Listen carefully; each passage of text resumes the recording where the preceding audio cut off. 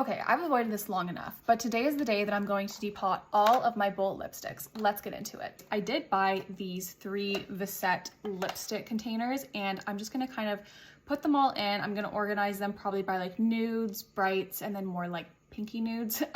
Anyways, we'll see as I start depotting. Okay, so the first thing I'm gonna do is take all of my lipsticks and organize them by colors.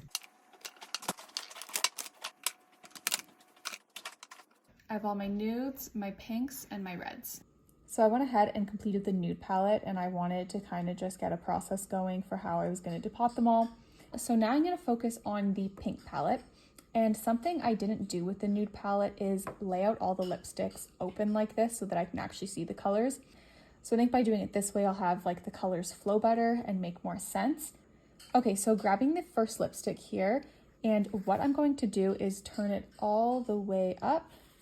And then getting a little paper towel, I'm gonna press it gently on the side and kind of wiggle it until it pops out like that. And then you can see there's no lipstick left in the tube, so this is completely done. And then once that's out, I'm gonna place it down and I'm gonna kind of start sectioning it off into little pieces so that I can start putting it in the palette.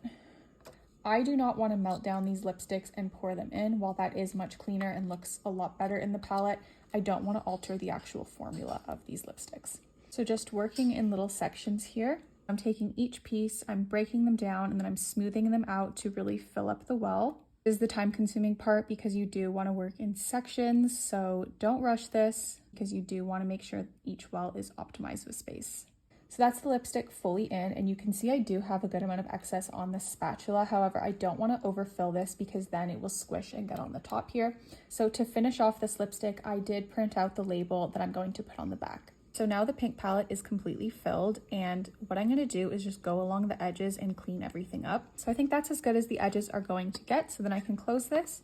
I also went on the back and did all of the labeling with the brand and the shade name. Because there's these little ridges on the 4 corners, I did put the corner pieces here. I have officially taken 64 lipsticks and have converted them into these 3 very compact palettes. This is my palette for my pinkier tones. This is my neutral palette. And finally, these are my reds and my deeper tones. And I can't wait to get these into my kit.